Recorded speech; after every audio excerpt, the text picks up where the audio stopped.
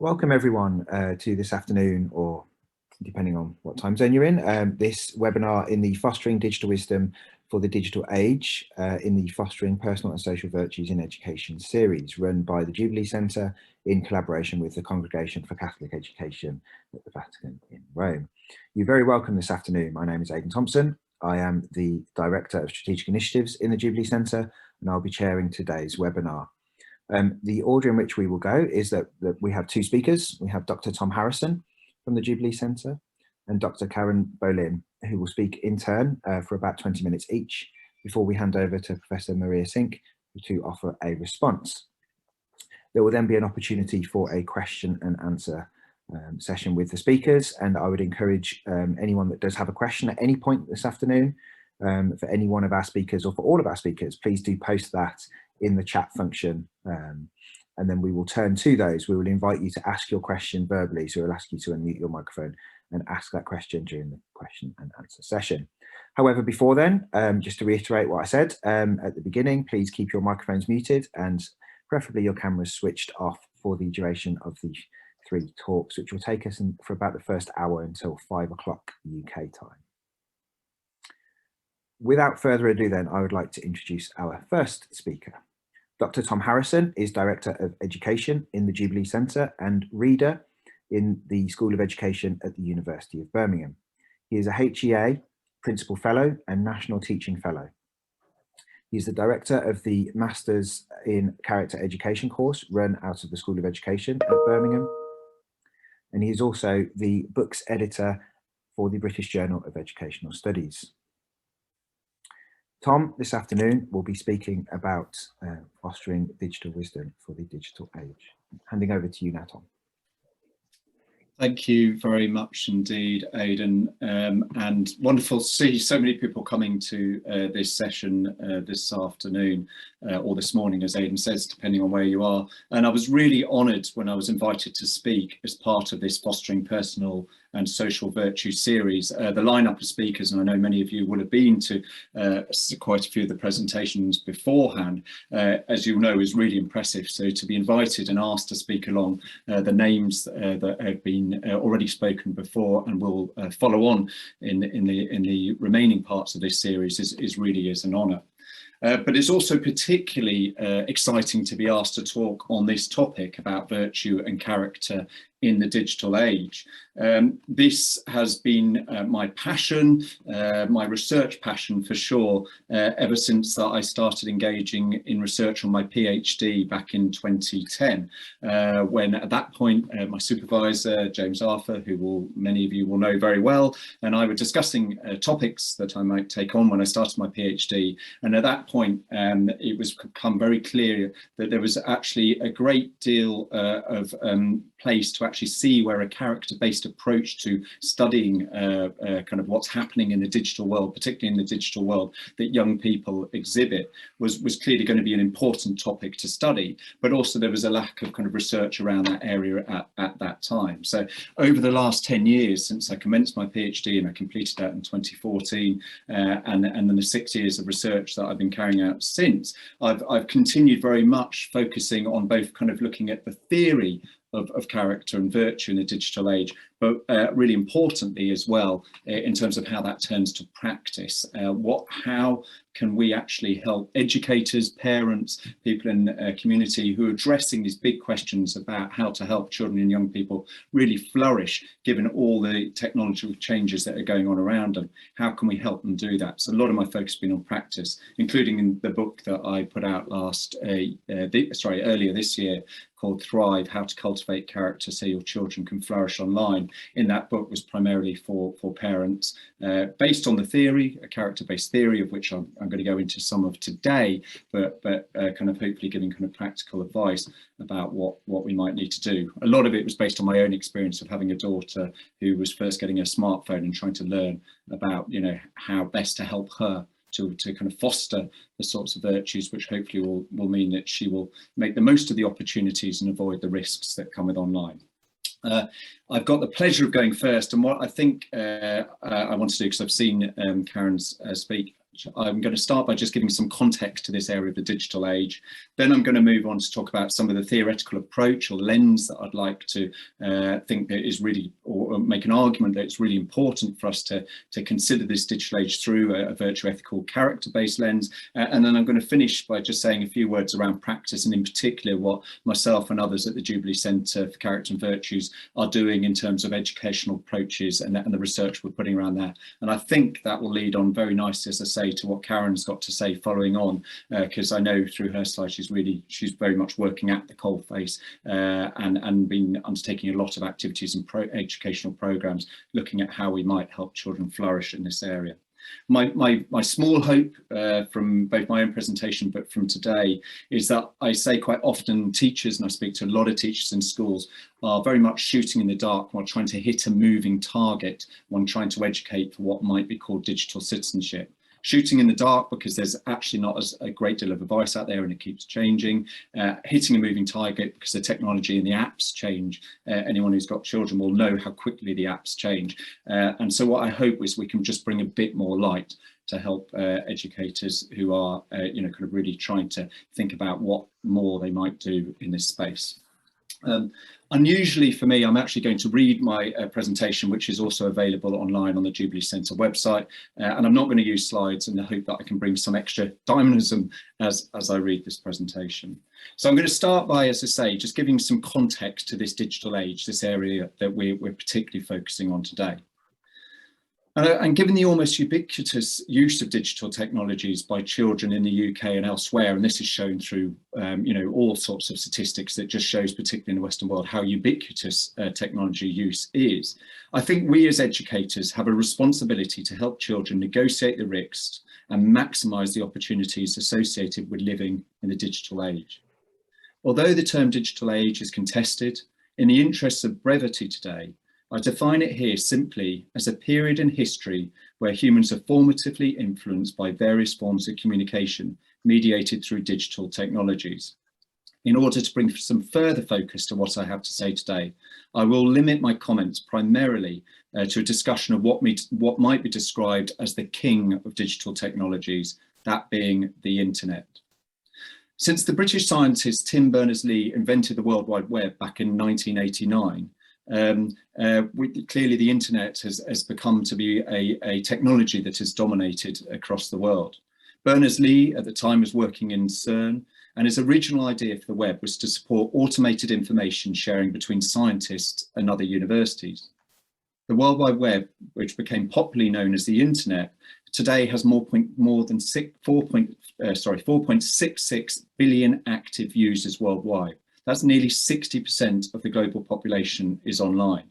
What's more, most of these users are not tethered to the internet by cables or wires, as around 93% of internet users access the internet through mobile devices.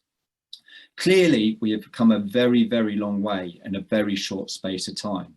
And doing so, the internet has brought many benefits, as well as many challenges for humanity. The benefits are well known. And in many ways, the internet, I think, may be said to be the unsung hero of the pandemic.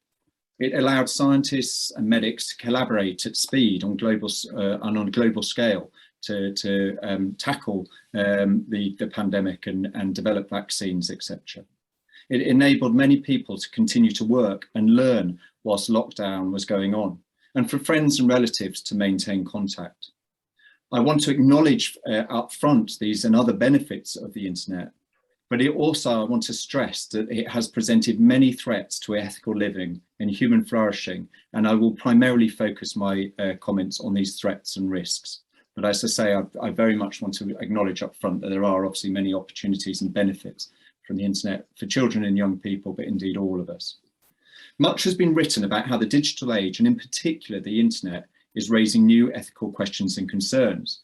For example, Shannon Valor, who was recently a keynote at the Jubilee Centre conference and a professor at the University of Edinburgh's Futures Institute, explains in her book Technology and the Virtues from 2016 that technology is shaping our habits in rapid, complex and unpredictable ways that create profound risks and opportunities for human flourishing on a global scale.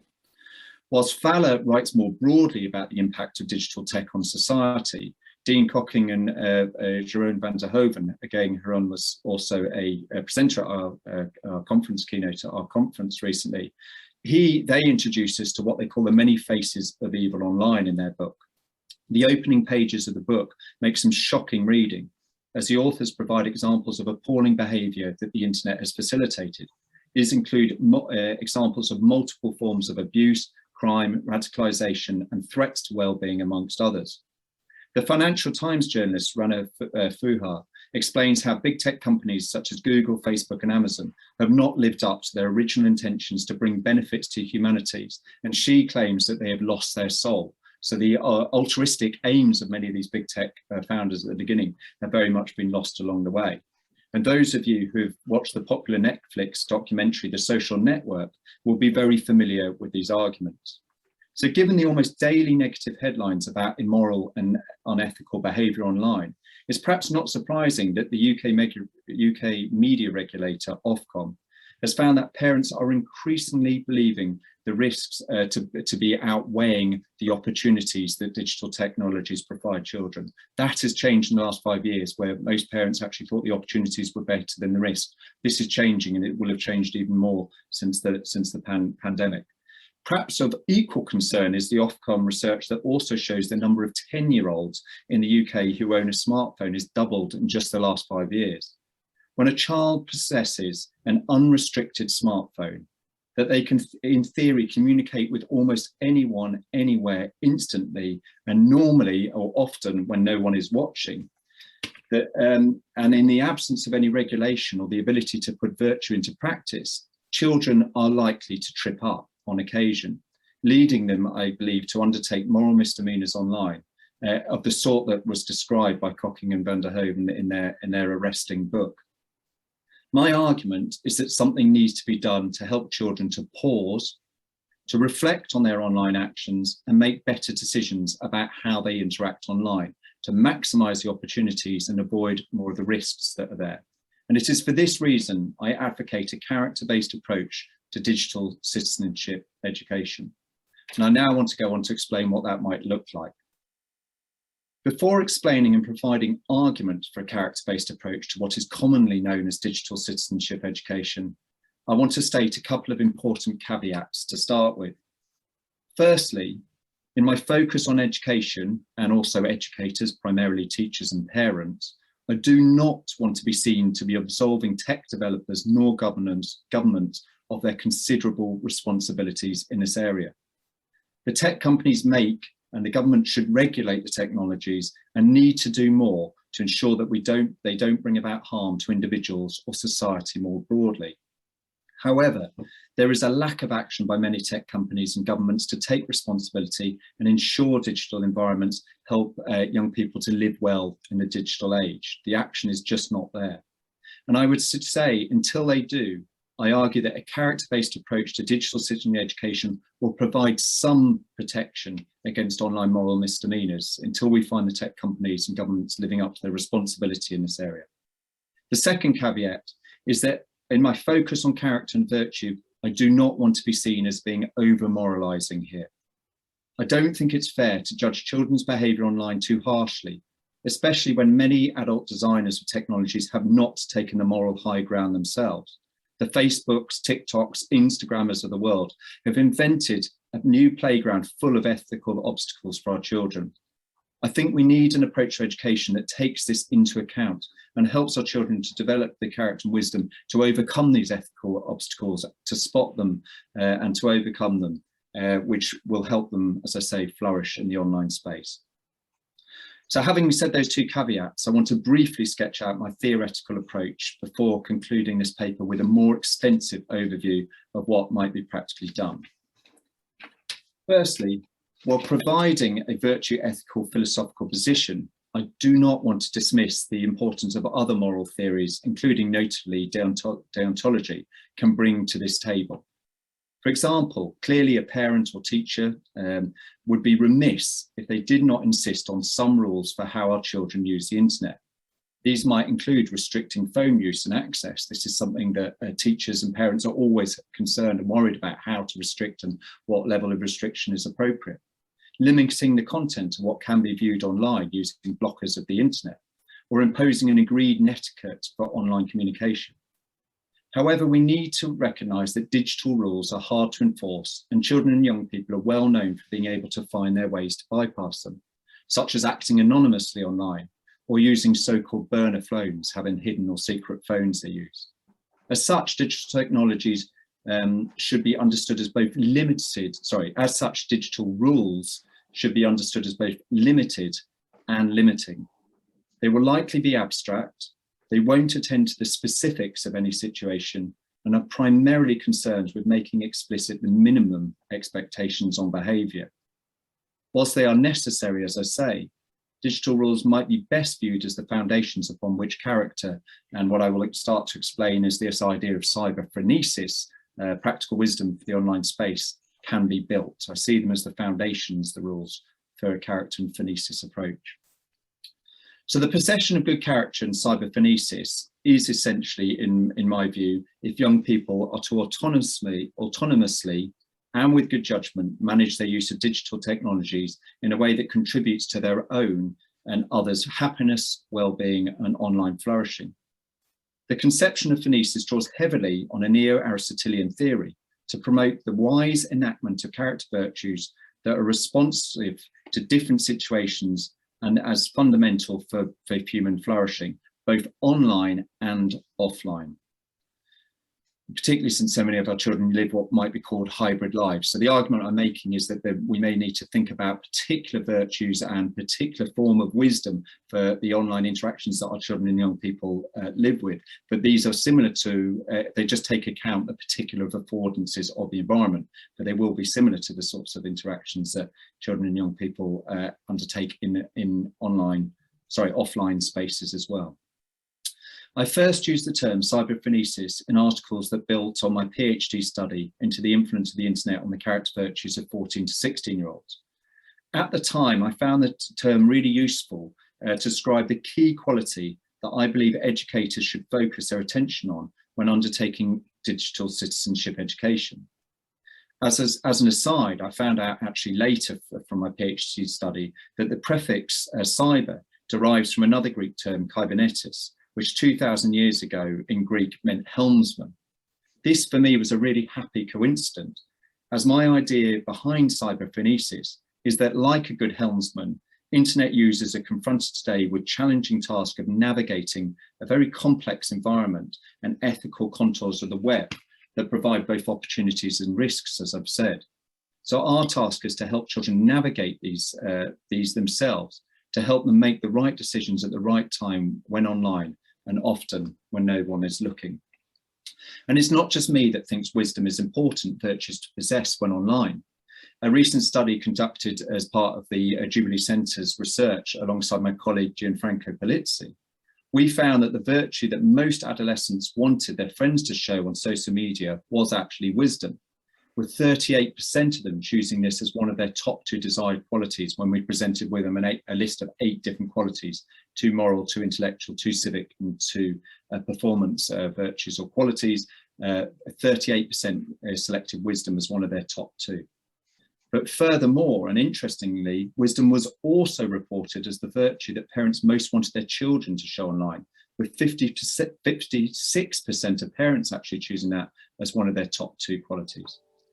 Promisingly, in the same study, we also found that 13, 16-year-olds were more likely to give a virtue-based reason when they were asked to explain how they would react to an abusive post on social media when they came across one. So, for example, a virtue-based reason they may have given, and most of them did give a virtue-based reason, was for example, something like because it's the kind or thoughtful thing to do. Much more than a utilitarian-based reason, such as because the same thing might happen to me, or a deontological rules-based reason because of the rules of the social media company or my schools or teachers. So we found that parents and teachers both prioritised wisdom, but also they tended to think virtue ethically when they thought about what to do when faced with an ethical dilemma. So that was really promising for the practice-based research that we've now moved into right now, which I'm going to conclude this paper by speaking about.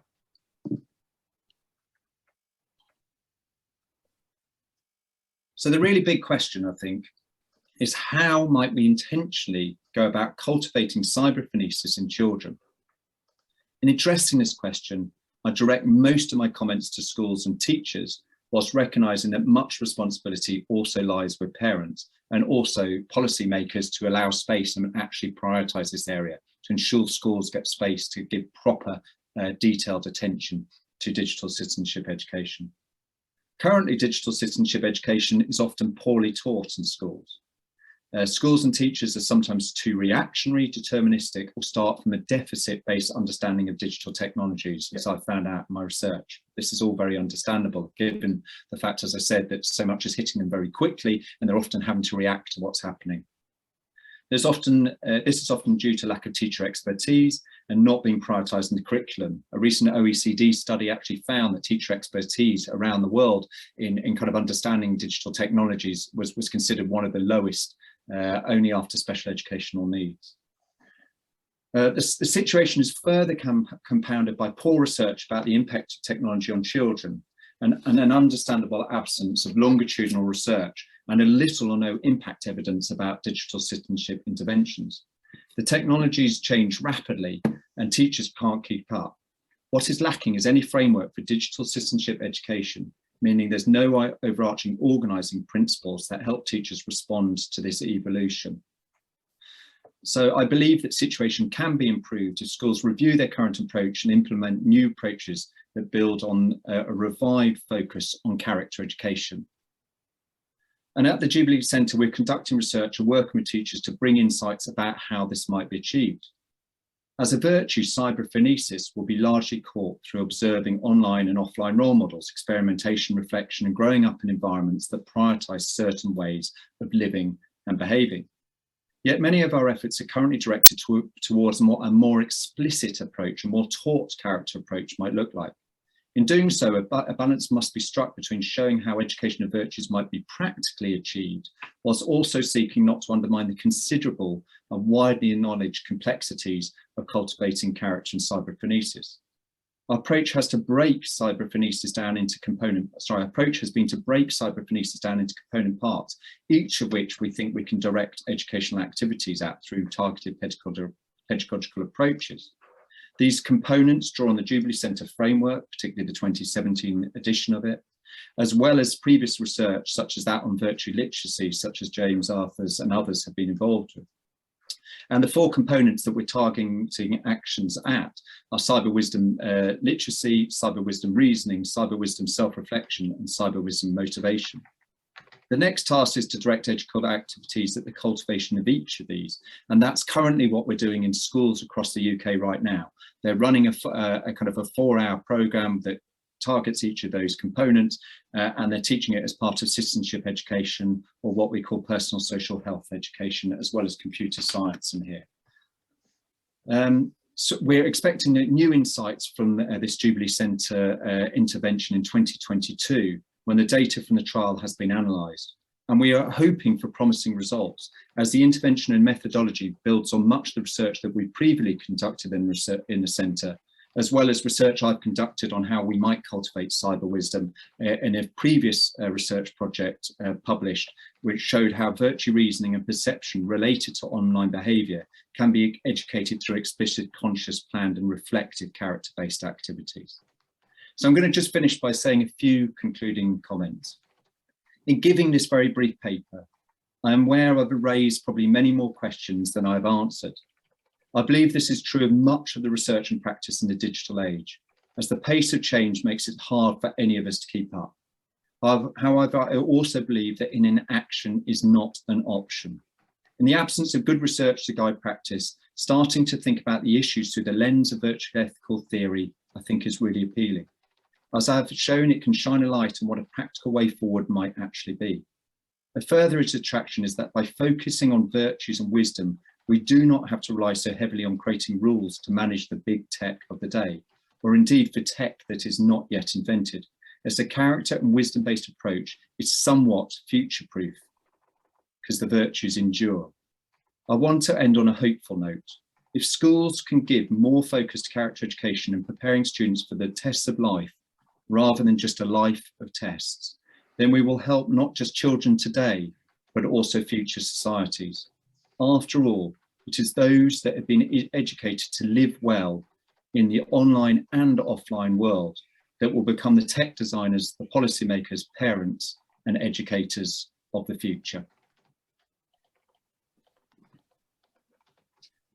Thanks, Tom.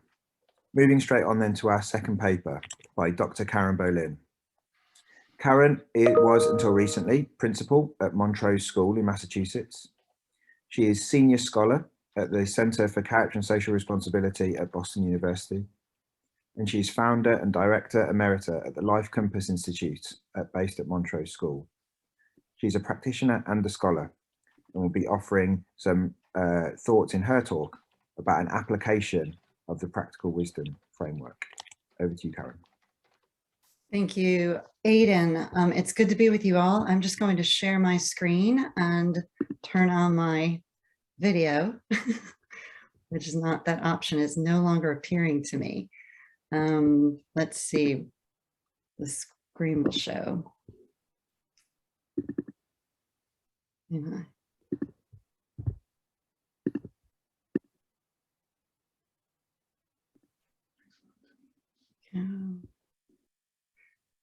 Again, thank you, Tom, for that very inspiring set of remarks, and Aidan for the lovely introduction. I too am honored to be with you all today.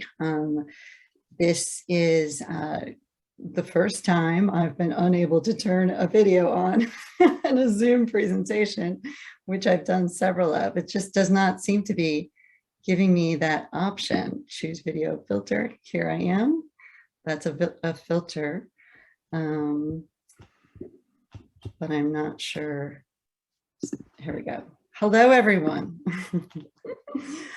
And I am here to speak to you about digital wisdom, to follow up on Tom's great theoretical context and research base, and speak to you from a practitioner's perspective, and particularly from a leadership perspective.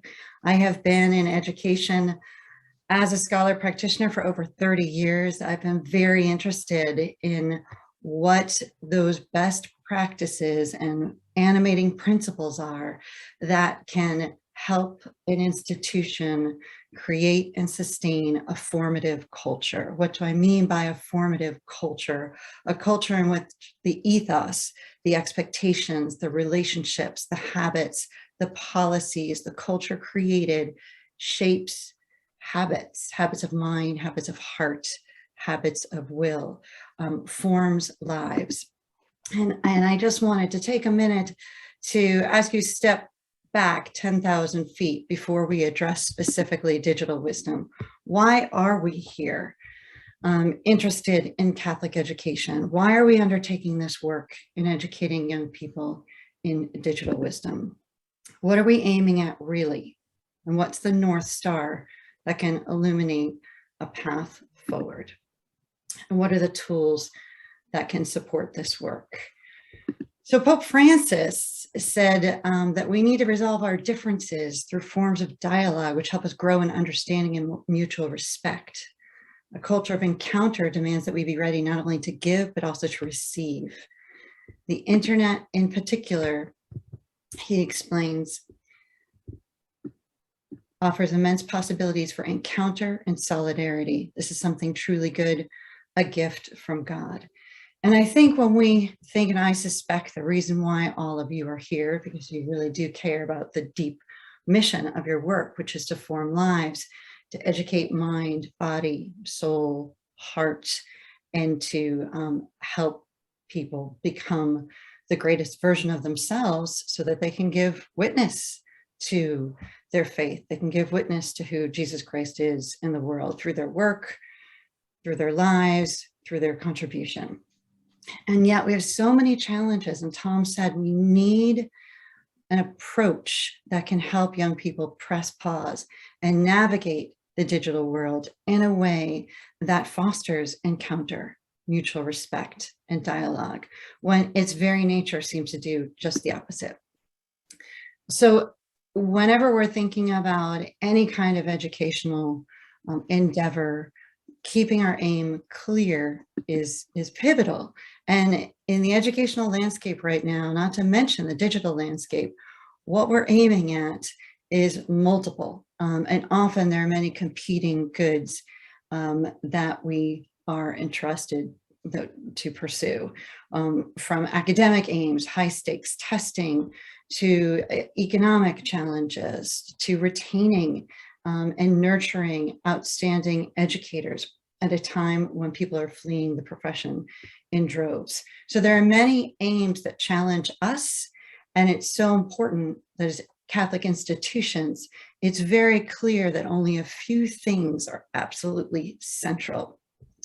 And I know, as a former head of school who leaned into an institution, the Montrose School, with tremendous mission integrity, it was very important to have some touchstone points of reference for the students, for the faculty. And my students would say the most oft repeated phrase was, "You're unique, you are unrepeatable, and you are called by God to greatness and to discover what your contribution is in this world." And that was repeated so frequently, it was a point of reference that communicated, one, you are not alone in this world; two, you have grace and support; and three, you have an agency and freedom and unique power and call to do something great with your life.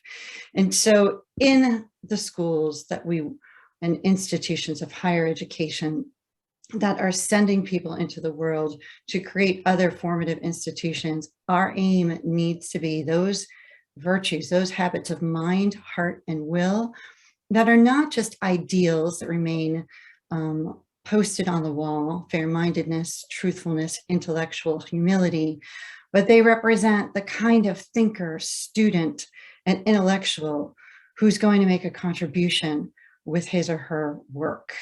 They represent the person with the kind of heart and compassion, respect, kindness, and forgiveness to be a friend, classmate, citizen of this world. And they represent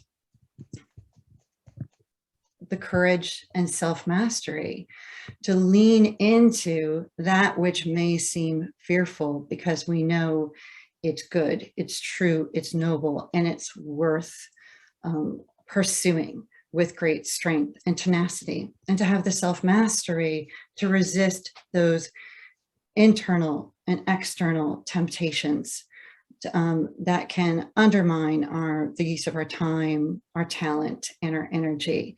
And it's so fundamental when we focus on these virtues and provide opportunities for young people to build them day in and day out, online and in school.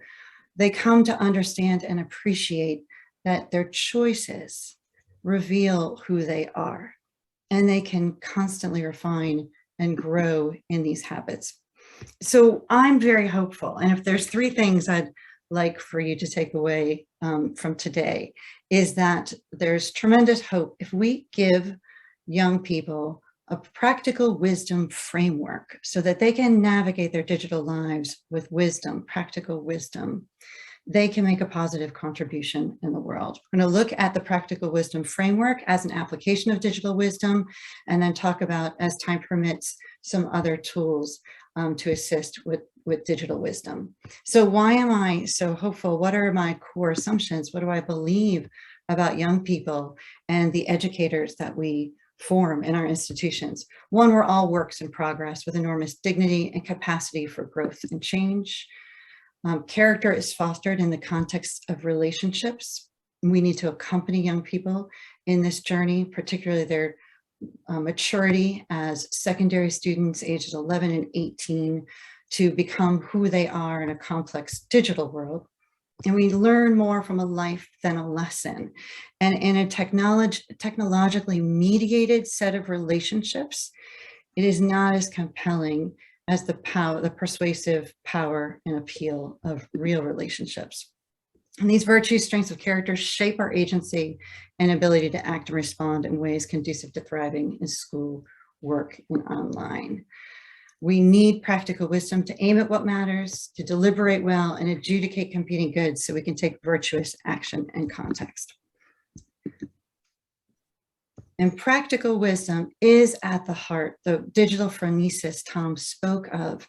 This really is the core strength that is going to help young people apply virtue in context in their real lives and in their lives online. And in brief, what is practical wisdom? Consider deliberation, foresight, the ability to learn from experience. To live with practical wisdom is to be open-minded, to recognize the true variety of things and situations to be experienced. To live without it is to live thoughtlessly. This is from the Jubilee Center framework. In brief, what is practical wisdom? It's to know what to do when we don't know what to do. How do I, when I get myself into a rabbit hole online, how do I stop and ask for help? How do I learn to practice stepping away? What's my guide? And we have daily leadership challenges in the same way that young people have daily digital life challenges. What we set out to do, our ideal of living a particular virtue or being a particular kind of person, is challenged by obstacles, fire drills, all sorts of conflicts and crises that we meet with. And similarly, online, young people may set out to do research, be drawn into something else, get distracted, find themselves in a pit of despair, and be unclear and unsure as to whether or not they can speak to someone else about what they've experienced and what they've seen. So we need to provide them with a practical tool that's aimed at flourishing, that helps them become their best self, that helps them bring out the best in others, and helps them to reflect the best in their families and in the communities that they're a part of, the school communities they're a part of. So how do we move? The practical wisdom framework helps us move from a first reaction to that default of just being stuck or having spinning priorities, to responding in a way that represents our best self, serves others, and serves our institution as well. So let's take a look at one of the challenges young people sadly face in their world. For example, meanness, ridicule, bullying online. How do they move from a first reaction to a practical, wise response? There's fear. There can be the temptation to watch, stand by, paralyzed, or to join in thoughtlessly, not thinking about the implications of our decision. How do we help them press pause and reflect? And this is what the practical wisdom framework, it becomes second nature, a mental model that helps them to ask these questions. What am I aiming at? Who do I aspire to be in this situation? A friend, a colleague, someone who respects other people. What do I know? What do I need to know? And who can help me right now? So then they're able to recalibrate and respond in ways aligned with their aim. So our first reaction is just natural. It's neither good nor bad unless we choose to do something with it. But even if we do choose to join in, watch, stand by, we can reflect, recalibrate, make amends.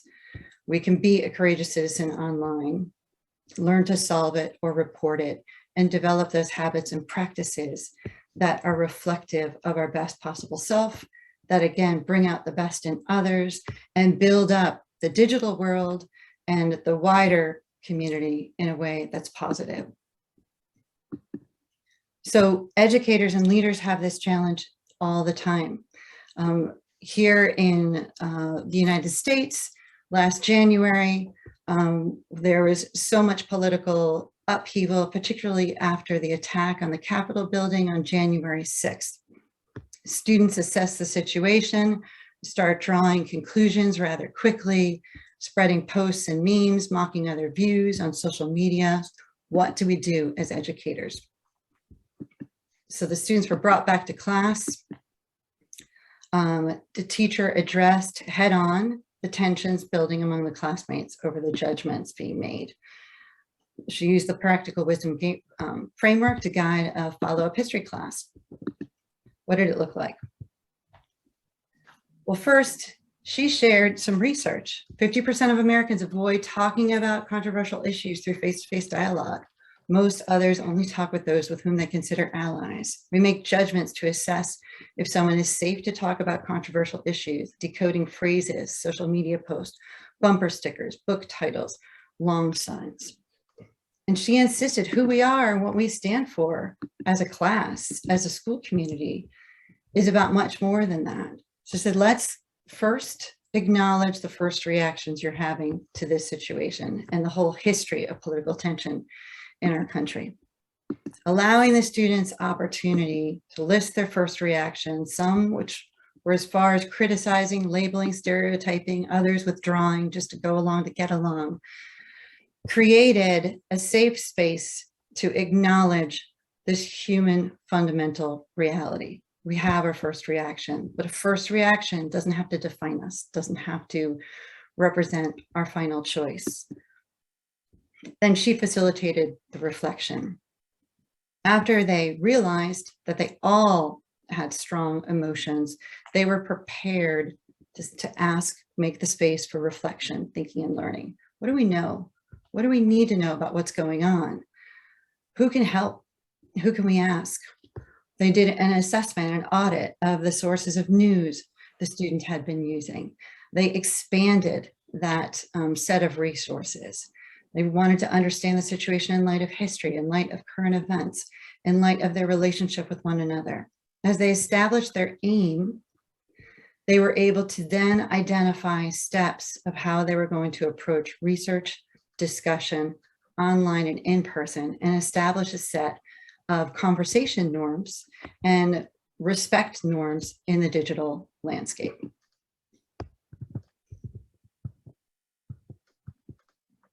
So when we move in the first reaction and we reflect on these bigger questions, then we can recalibrate and respond in a way that's aligned with our best selves, that's aligned with what's good for others, that's aligned with what's representative of the school community, and responding to different viewpoints online or in person is about wondering what else is going on, asking good questions, listening to learn, expanding sources, practicing fair-mindedness, and coming to appreciate, I want to be the kind of person who thinks and respects others this way. And I want to model this and coach this and teach this to my peers. So what is the summary? Our first reactions are highly personal and natural. They don't define us. We're not bound by them. We're free to choose our response. This is the space where learning and growth takes place. This is where we tap into the agency of young people by structuring that space for reflection, pressing pause, asking those questions. What are we aiming at? Who do we want to be? Cutting through the spin and the distractions. Then we're prepared to take those next small steps to recalibrate and respond. Do I need help? Do I need to step away? Do I need to ask some questions? What can I do to take a step that aligns with who I am and who I aspire to be? And when we use this practical wisdom framework, and we know it's aimed at flourishing, both in the digital world and in day-to-day interactions, conflict resolution, meetings, coaching conversations, students learn to ask themselves habitually, what is my aim? And what steps can I take right now to move towards that aim? And they develop the practical wisdom of consistently reflecting, recalibrating, and responding. And they come to believe life is challenging, but I have the agency and the navigational tools I need to thrive. Life is challenging. I will make mistakes, but I have the navigational tools to recalibrate and begin again. Life is challenging, and I have the agency and navigational tools to make a contribution, to leave a footprint that's exciting and positive. And just to go back to the Pope's charge of dialogue, encounter, and solidarity, we have seen over the year the impact of the practical wisdom framework applied at Montrose School and in and outside the classroom. Courageous dialogue online about current events. And these are all student voices. This is from Jen, who's 16, getting angry is natural, but holding on to hatred is toxic. We are a nation of people who must act with love, How do we mend our current broken bridges? Listening, by having empathy. Catherine, 16. Because of my civics unit, I understood the importance and validity of emotions. They need to be addressed in order to have progressive conversations and dialogue. We need to step back, cool off. My base takeaway is not to discourage sharing opinions and expressing yourself on social media, but before we put something on a platform for everyone to see, we need to zoom out and level our heads. So I'm going to stop there. There are other testimony. Also say that another application of the practical wisdom framework that supports digital wisdom is the Courageous Dialogue Toolkit, which is available online as a PDF on the LifeCompass website. And I'm happy to provide any other applications of the practical wisdom framework to promote digital wisdom and integrity in all interactions by empowering young people with the agency, the mindset and skill set they need to navigate the challenges online and in life. Thank you. Thanks, Karen. That was great. That is the end of our first two speeches, at which point, in the way that these webinars are structured, I would like to hand over to our respondent today. Our respondent is Professor Maria Cinque from Universidad de Roma, LUMSA. Maria is an associate professor based in the Human Sciences Department and teaches on a range of courses in education and psychology. I hand over now to Maria to offer a short slideshow and also to play a short video in response to Karen and Tom. Thank you. Thank you. I will begin with appreciations and thank you for inviting me. I'm grateful for the invitation and the opportunity to discuss together on these issues. I appreciated a lot both presentation.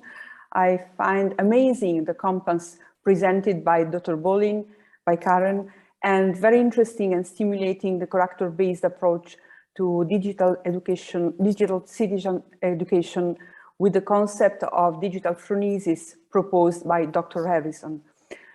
You both adopt an educational approach to digital wisdom without neglecting a deontological approach, as Dr. Harrison highlights. Quoting his words, we do believe that educators have a responsibility to help children negotiate risks and maximize the opportunities associated with living in the digital age.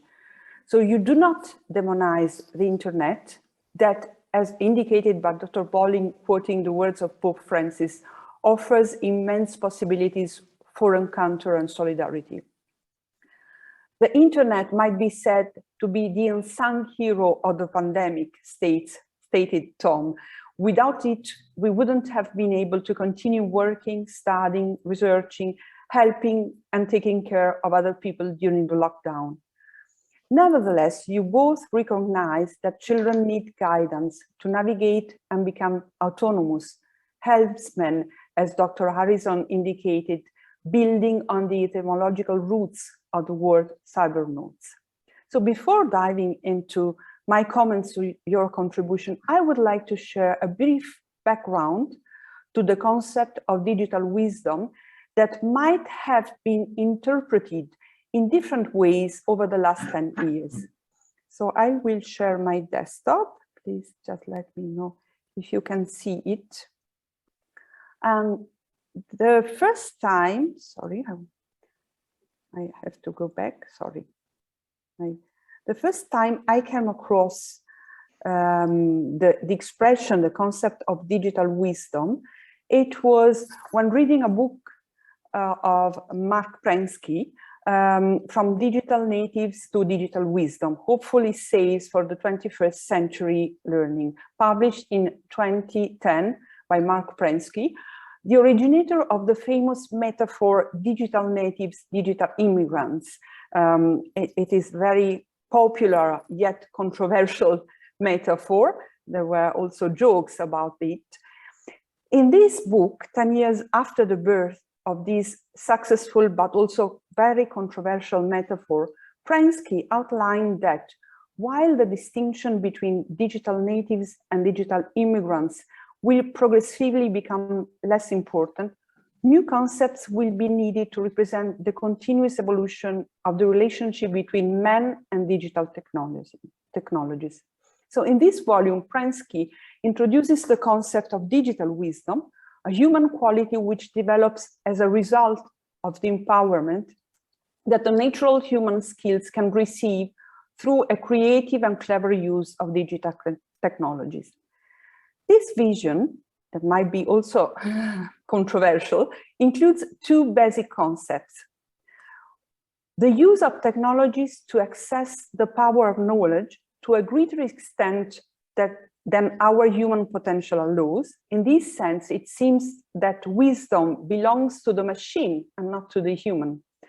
And the judicious use, human wisdom, of technology to improve our capabilities.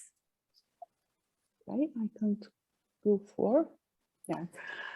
Different labels after Prensky have identified the attitude of young generations toward technologies. I just reported some of them: millennials, digital natives, new millennial learners, and screen generation, and so on. After 20 years of use of these labels, we understand that they are false. As Dr. Bohlin indicates, we all have to mind the gap between our plan and the reality, but also between what literature has indicated and the real state of our students. The apparent ease with which younger generation use technologies does not imply a knowledge and awareness of their risks and opportunities. In the studies on digital technologies and young people, we can detect different approaches. The historical sociological approach that indicated that the new generation is recognizable by its skills and behaviors related to early socialization through and with digital technologies. The socio-cognitive approach that, starting with Prensky, has emphasized the role of technologies in the development of different cognitive and social skills of young people, to the point of postulating that digital natives have different neural pathways from the previous generation. And the socio-pedagogical approach, which seems to want to merge the previous perspectives into a single question: how do we teach in a context pervaded by media? Also, the OECD in 2012 published a volume with the title Connected Minds, where they distinguished three types of scholars with three different perspectives: evangelizers or messianians, who promote the idea of digital generation as the good news and as a promoter of needed change in education; the catastrophists, who believe that technologies and connectivity make young people stupid, inattentive, confused, and violent; and the skeptics, who criticize both evangelists and catastrophists for their simplifications stemming from a priori ideological assumptions. And maybe these three books from three different authors, Mark Prensky, Nicole Scar, and Howard Rheingold, exemplify these three different perspectives. In the meantime, even the expression digital dementia was created, was coined by the German neuroscientist, psychiatrist, and author Manfred Spitzer. Digital dementia describes the overuse of digital technologies, resulting in the breakdown of cognitive abilities. Some scientists disagree with that and say that these devices are very important in today's world, and they can be very useful, and children have to learn how to use them right as early as possible. So after 10 years, another author, Italian author Alessandro Lamarca, highlighted that digital dementia or digital stupidity implies the inability to understand how technology can enhance our resources and how it can allow us to live better. So are stupid in this sense, both who, starting from an old mental attitude and close to the new, refuse the approach to technology, and those who use technology only to harm others. After 10 years, we have learned that that new technologies are resources and they are here to stay, that many young people find themselves unable to live and manage the technological tools available to them and end up experiences them as immobilizing and paralyzing tools. And all those who want to continue to educate today must necessarily explore the full educational potential of the media. This is why the exercise of wisdom allows one not to throw oneself thoughtlessly into what is to be done, but to precede every activity with mature reflection and deliberation. Using Karen's word, it helps us to know what to do when we don't know what to do.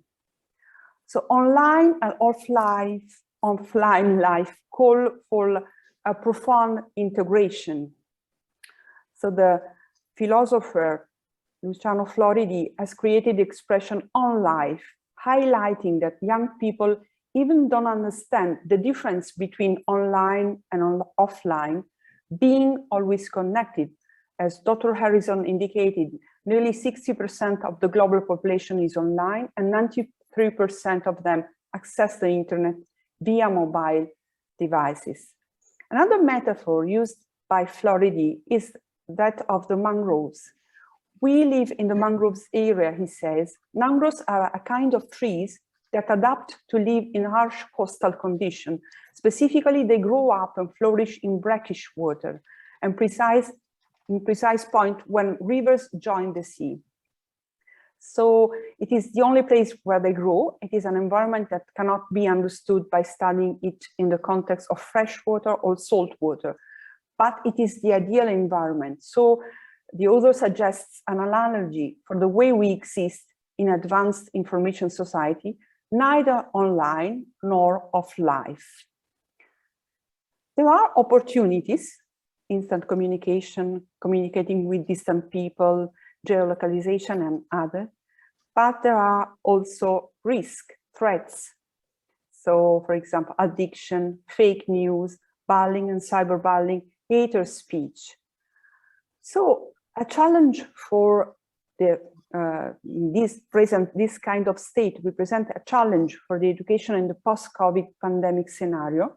A crucial role of education is the integral development of individuals, where learning is not merely the transmission of notions and data, but it also involves a process of cognitive and non-cognitive growth, including civic and social aspects, what Dr. Harris highlighted as character education. So, as Dr. Harris indicates, digital citizenship education is often poorly taught in schools. Schools and teachers are sometimes too reactionary, deterministic, and or start from a deficit-based understanding of digital technologies. This is why the idea of an approach to cyberphronesis, building on virtual literacy and on the Jubilee Center framework is very interesting, with the 4 components that Dr. Harrison indicated: cyber wisdom literacy, cyber wisdom reasoning, cyber wisdom self-reflection, and cyber wisdom motivation. So one question to Dr. Harrison is, how do these structural components, these structural constructs convert into a program of study? We recently tried to create a curriculum on digital education basing on the European framework for digital educators and trying to combine both digital competencies and professional competencies of the educators with digital competencies and transversal competencies of the students. Perhaps a virtue-based approach might enrich and extend our model. So I want to ask him suggestion about this. Another question is for Karen, Dr. Bohlin.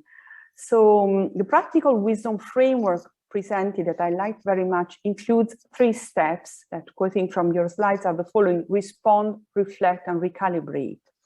So some years ago, with university students at Udine, a city in northern Italy, where I did my PhD, we were discussing on how to educate to a correct use of digital resources and avoid some common abuses among young people, like digital piracy. I will show just 2 minutes of a brief video that the students produced, and I will just briefly show it here.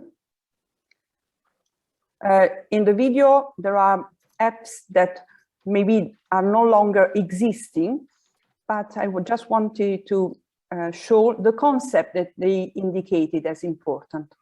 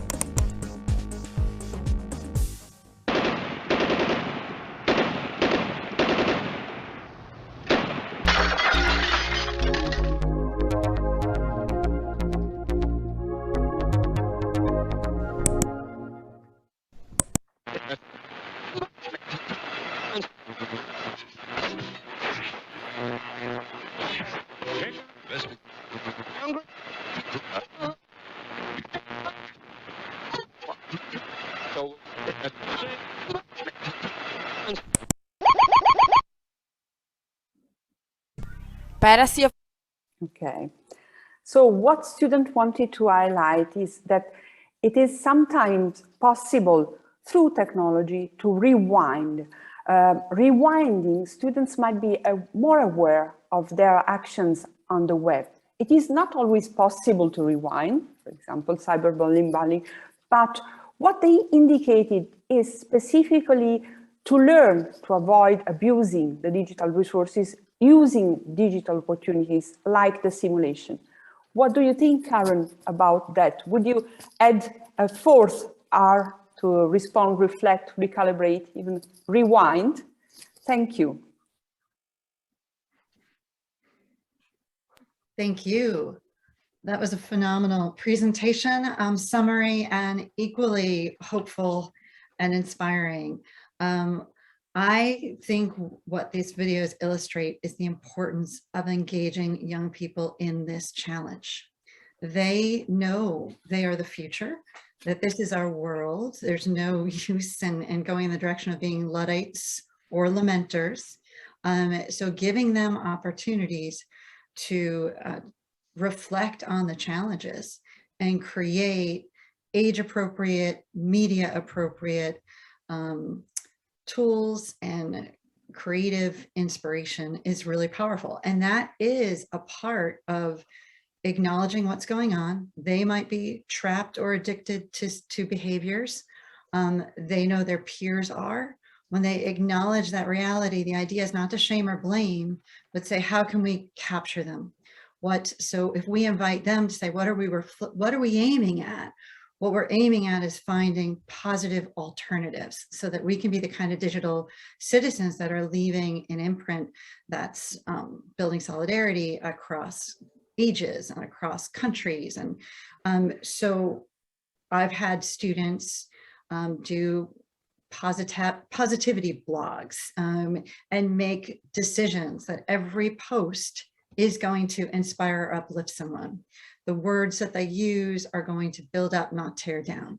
And it's when students identify those simple, practical mantras and approaches, they can socialize things far more powerfully than we can. But in fact, they are reflecting. They're reflecting on need, they're reflecting on problems and aim, they're recalibrating, and they're coming up with a response that's situation specific. And that's what practical wisdom calls you to do, to apply solutions that are virtue focused in particular contexts. So the students love the practical wisdom framework because it's very responsive to a dynamic and changing landscape.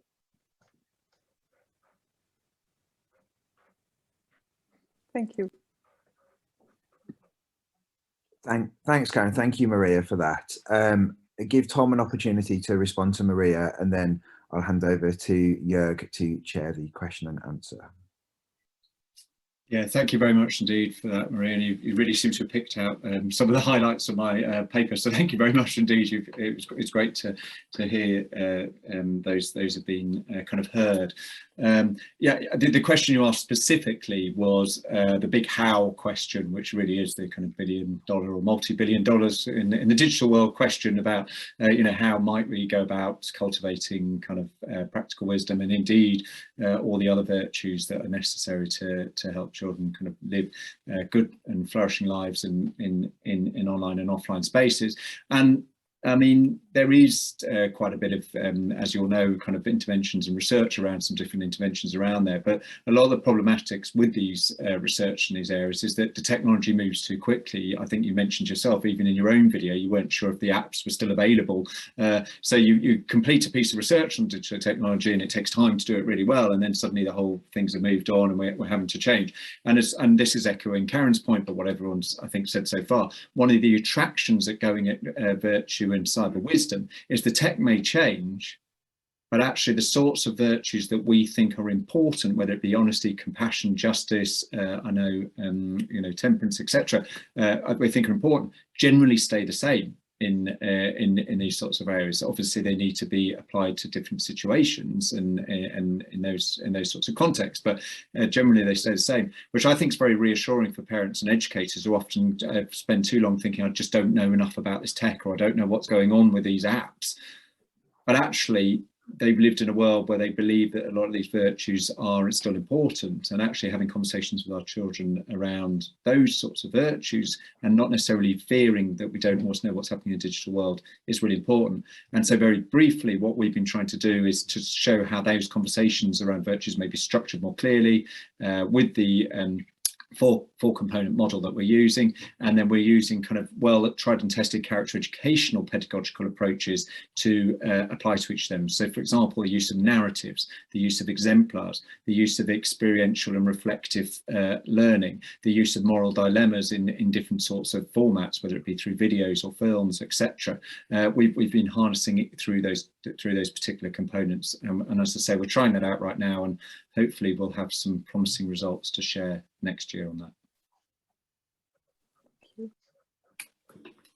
Thank you, Tom. Right, I would like to hand over to my colleague Jörg Schulte-Alter-Dornberg, Director at Portugus, the charity based in Düsseldorf in Germany, to chair the Q&A. Thank you to those of you who have posted questions so far. If you'd still like to, encourage you to do so in the chat function. Jörg, over to you.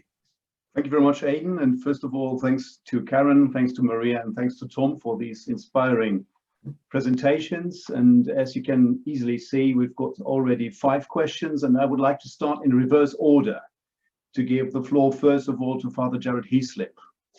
Father Jared, would you please pose your question? The floor is yours. Yes, thank you very much. Well, it's quite simple.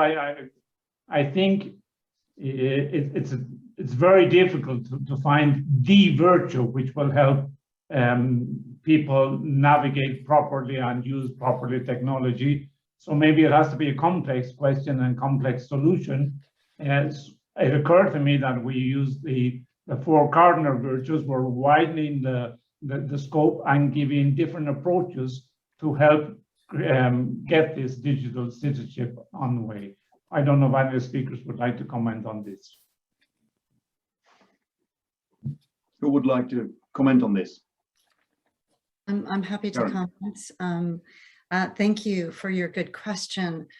I think that it's spot on. Of course, it would be useful. They are the core, the anchor virtues, if you will, upon which all the other virtues hang. What's always important when we're talking about virtues, strengths of character, is to bring them to life, to show who represent them well, what they look like, what they sound like in practice, so that young people can build a set of best practices around self-mastery online. We can talk about why self-mastery is important to enjoying and using everything available on the internet well, why it's important to living their best lives. So we just need to animate those great virtues with the reason why they matter to becoming a better person, to building up others, and to strengthening our families, our institutions, and our culture. I think that's just so important to make that motivational move from the what to the why, and then work with young people and educators to make it very practical. What does it look like and what does it sound like to be prudent online? That would be using the practical wisdom framework, for example, a practical tool for prudence. But I think the more we can frame common aims rooted in ideals that help us to flourish, the better. Maria, would you like to comment on this as well? Yes, I completely agree with Karen. In Italy, at least, there are some words that are not so common among young people. Prudence, it makes even the opposite effect. But if we practically display what it does mean, the result is effective. Okay. So I can share these, and maybe using phrases might be better with our students, because there are some words that have lost the original meaning, at least in Italian, I don't know, in other languages, and maybe for overuse, and young people are detached from them, practically detached. So I agree with Karen that we must display this and make this practical and be model of this. Role model. Thank you, Maria. What would you say, Tom? Yeah, I mean, I agree with what Maria and Karen says. I think in many ways, and other people have tried this, is to kind of make a list of particular virtues that are particularly pertinent to this digital age. I did it indeed in my own PhD research, and compassion and honesty seem to be linked particularly to many of the risks and issues that we're seeing. You know, so many things around kind of compassion to do with kind of cyberbullying and the abuse sorts of stuff, and then obviously honesty around all the stuff we hear about misinformation and those sorts of areas. But other people have drawn up other lists. I think, to be honest, in order to, and this is more broadly around kind of character education as well, rather than just in this area, you need to draw on your kind of your history, your context, and what's going to get people to really start to understand, you know, why these virtues matter in life. And clearly the cardinal virtues have a huge kind of history, which is going to be very attractive to Catholic educators and Catholic students to draw on those. So I can see why there'd be a particular reason in those contexts to do that. But I would make the case or the argument that whatever the list or whatever the priority virtues that you think are particularly important, that having this overarching virtue that which keeps coming back to, this meta virtue, this idea of phronesis or practical wisdom, is still very important, because ultimately that's going to be the arbitrator of the different virtues, the one that helps all of us put these into practice, the one that helps us decide between different, which is the right virtue to share at the right time and in the right place when they're particularly clashing. So there's a lot more you could say on this, because there's so many people who try to, Shannon Ballard, for example, itself has talked about her tech virtues, and other people have made lists around these sorts of areas. And I think you should draw the list that seems to you, but I am making a particular case for that meta virtue. Thank you, Tom. The next one is Catherine O'Leary with a question for Karen on the youngest pupils. Catherine, it's up to you. Thank you. Yeah, thank you for all your presentations. My question is for Karen, and it's whether the practical wisdom framework can be applied to the very youngest pupils in the early years. I think, given especially that they're increasingly becoming owners themselves of technological devices, and so need as much guidance as older students. And if so, if it can be applied, what you think the best way of going about doing that would be, given the potential additional challenges of encouraging younger pupils to respond, reflect and recalibrate. Thank you. Thank you, Catherine.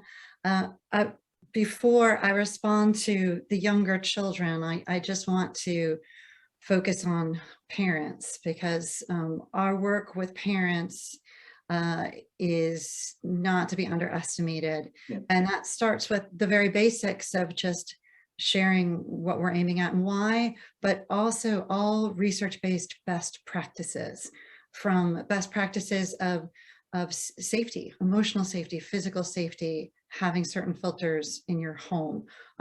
What does the Pediatrics Association say about the best age to have an iPhone? We can't always control their a smartphone, excuse me. We can't always control their decisions, but we can arm them with the best information available. What do we know about mental health, sleep, and learning? Digital devices should not be in the bedroom at night. The more we can arm and empower parents with research-based common sense best practices, which also includes having clear conversations. I mean, I've worked with parents for 30 years, and they have gotten increasingly hyper vigilant of where their children are. They have to text them when they arrive at a certain place, leave a phone number, make a phone call, meet the other parent. Why don't we practice the same level of openness and transparency, sharing passwords and talking about, where am I going online? What did I see online today?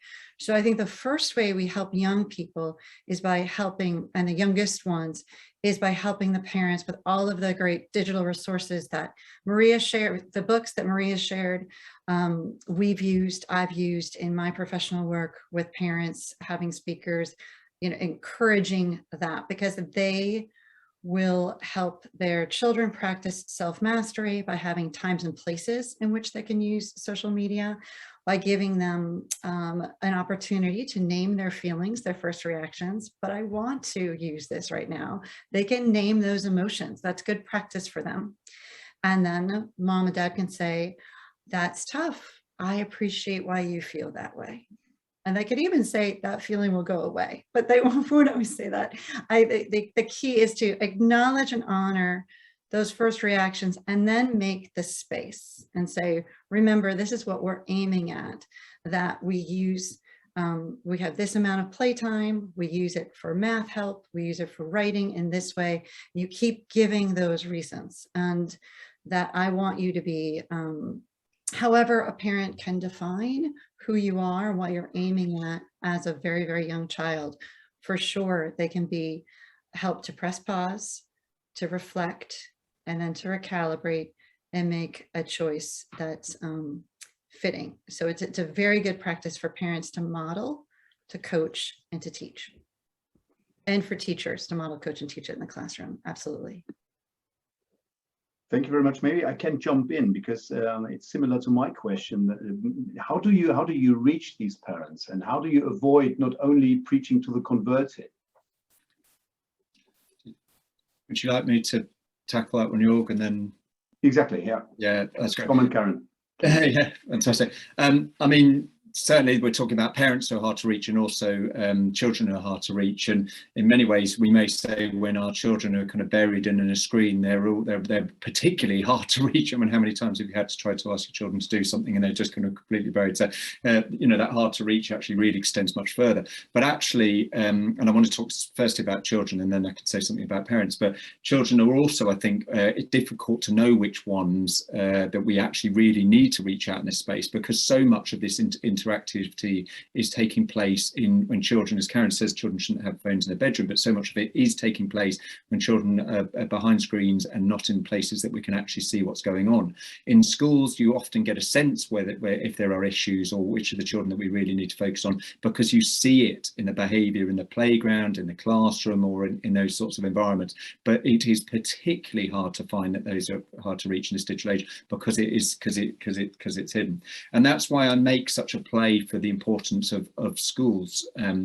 And I feel bad doing this to some extent because so much gets lumped onto schools, so much expectations to sort out the ills of society to some extent is lumped onto schools. But with parents a lot of the time, as Karen says, really kind of floundering around and not always knowing what to do. One of the reasons I wrote my book for parents is because I researched this area and I felt that I should have some knowledge, but even I was struggling a bit to think about what to do. So if we could get better expertise and experts within schools, make this a proper priority, put funding time into the curriculum in that sort of space, then I think we've got more chance of catching all of students in the way that they can actually start to think through the dilemmas that they are facing day in, day out while interacting online, and not always get things right, but at least been given a chance to think about the sorts of virtues that we would be preferable to show in these different sorts of spaces. So I think, there is a lot that we can do in making this a much more clear area within the curriculum. Whole school approaches are absolutely necessary as well, but within the curriculum as well.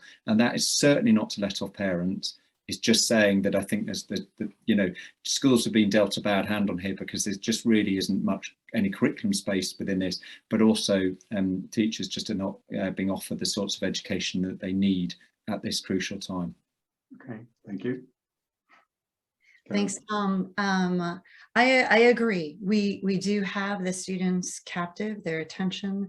Their parents are distracted, unavailable, sometimes not able to live out what we would like them to live out in support of this grand formative mission. That said, they are still the first and most important educators for bad or for good for their children. And one way to build on Tom's recommendation that we're more intentional in school with both interventions and education is to assign homework that engages the parent, so that the student has to take home conversations about digital wisdom, internet use, best practices that are aligned with phronesis, with virtue, and have a conversation with their parents. We did this with Reclaiming Conversation by Sherry Turkle, which was simply about the effect of our devices on our face-to-face conversation and relationship.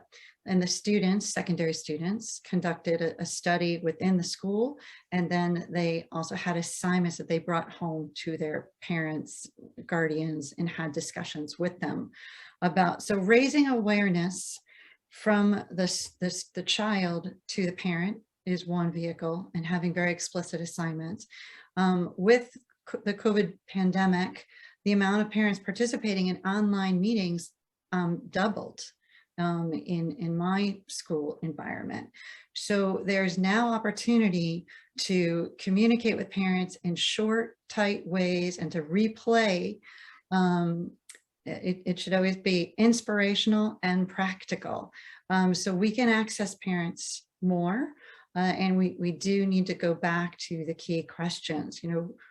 Who is competing for your sons and daughters' heart, mind, and imagination? That generally captures their attention. Again, availability is difficult, but we can use every vehicle possible, and also build parent leaders within the school community who can mentor, coach, and work outside of school with other parents. Having funding, I've worked with schools with funding to actually visit homes of people who can't afford the gasoline or don't have a car to get to schools. So if we can really look at whatever resources we have for parent education in our school communities and district and make this priority, we can reach them with some of this great insight. Thanks a lot. Thanks a lot. Gives me hope. I think we've got some time for a final question, and my apologies to you, Aidan, for neglecting you again, but I think we should ask Gianfranco for his question to Tom and Karen, and I may ask for brief answers. Gianfranco.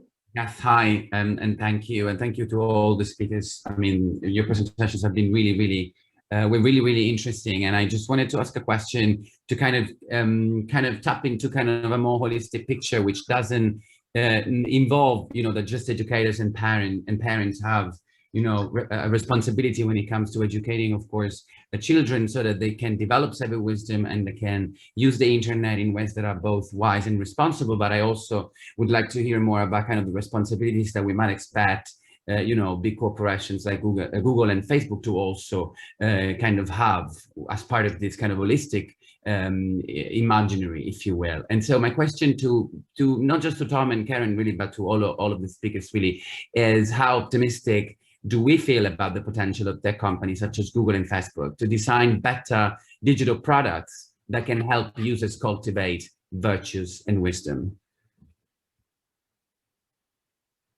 Shall I start? And I can keep my comments very briefly. Not that optimistic, but I always try to be very hopeful. I do think this is a huge tanker to turn around, but I think the tanker is beginning to turn around.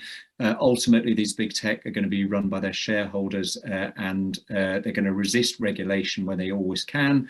But it's becoming out. It's a bit like when kind of smoking, we didn't think there was any issue with smoking, and then more and more evidence that's coming out about the ill effects of these digital technologies, the more we know about it, as well as in many ways the opportunities and the affordances have hidden the fact that there's a lot of stuff that is negative on democracy, on so many big questions around society in these sorts of areas, and it is beginning to take hold. There's so many stories, so many whistleblowers coming out right now from Silicon Valley who are beginning to start to say, look, we need to look at this seriously.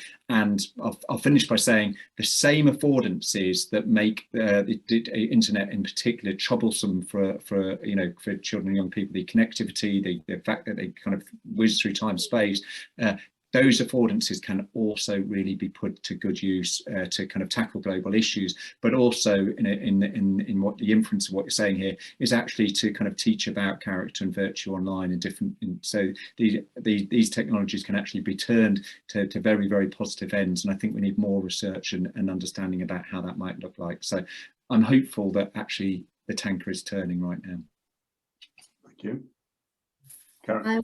I'm cautiously optimistic. I think that the social dilemma, which I'm sure many of you have seen, we encourage all of our students and families to watch it. It shows us that there are people in the industry who are concerned, who are thinking about this. Tom mentioned whistleblowers. If you read anything about the parents of high-tech companies, Silicon Valley, they have very low-tech family routines at home and best practices around reading real books. So there's a reason why they are deliberately practicing a sort of approach to technology as a tool that needs to be very measured, and that needs to be communicated more widely. So I think it's just a matter of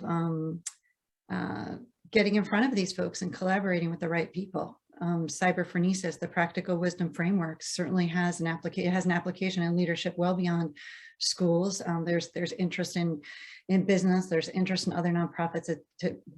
These are the kinds of questions they need to ask themselves. What are we aiming at, and why, and see if they're willing to recalibrate. So maybe there's room for some collaboration and conversation. Thank you, Karen. Maria?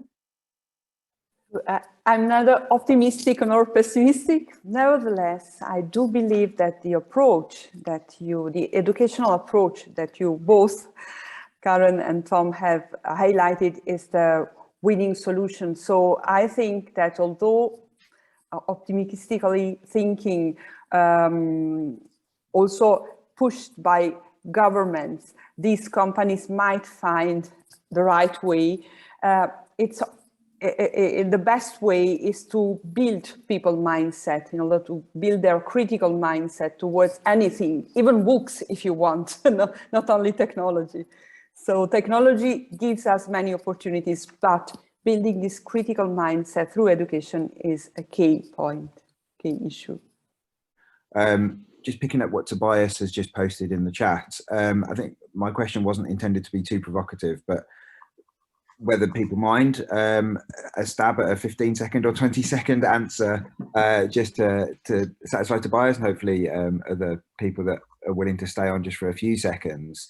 My question was to do with whether or not the digital world and the digital landscape is so unique that it requires a particular focus of cyberphronesis or digital practical wisdom, or whether we should be looking at phronesis overall and then applying it to other situations, such as maybe sporting phronesis on the playing field or professional phronesis in the workplace.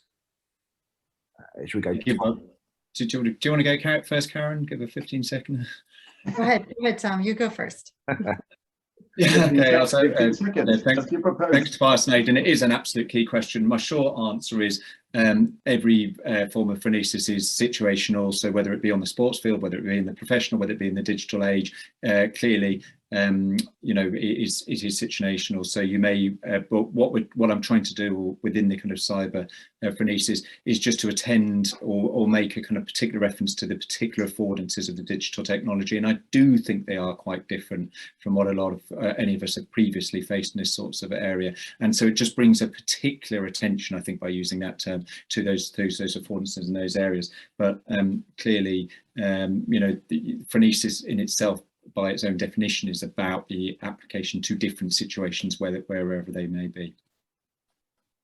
Yes, I love the question too. And I was struggling preparing for this talk because I was asking myself the question, is digital wisdom really different and unique from phronesis? I mean, what we really are aiming at is formation in phronesis. This is mature virtue. Phronesis is it's really virtue's internal compass. How do we know how to apply courage on the soccer field with children ages 11 and 12 versus those ages 18? How do we apply courage in a digital sphere? So it's not just that phronesis is context specific, but the practical applications will be nuanced. So I think it would be a tremendous contribution if athletics took up phronesis seriously and kind of looked at their practical applications. It's not a separate phronesis in the same way digital wisdom, it's not a separate phronesis, but there are some applications that would be useful. And I think you're really pushing us to a place where all educators, mentors, coaches, all adults in all spheres of life forming young people can think about why phronesis is central, and then help in those contexts just make aspects of it more specific so they've got the skills to navigate. So thanks for the question. Thanks for answering. Maria, I'll give you a final chance to say anything else and then we'll wrap up. So I completely agree that, as I told before, this phronesis, this critical mindsets, we need for everything, but nevertheless, I also agree with Tom that there are specific affordances, specific risks that different studies have highlighted in the digital world, and we need to address specifically them now as educators, as parents, and as teachers. Thanks, Maria. Thank you again to everybody. We have recorded this session and it will be appearing online on the Jubilee Centre website at some point tomorrow. As well as the papers and presentations given by the speakers. This was webinar number 4 in the series, Fostering Personal and Social Virtues, and the 5th and final webinar will be taking place on Tuesday, the 9th of November, introducing the goals of Aristotelian Thomistic education, with our speakers, Professor James Arthur, Professor Tracy Rowland, and Professor Ines Weber. We will be contacting people that have signed up for that with the Zoom link and further details. If you haven't and you would like to register, please do so via the Jubilee Centre website. The link has just been posted in the chat. Thank you very much for your time this afternoon, this morning, this evening, wherever you are, and we do wish you a very happy and very pleasant rest of the day.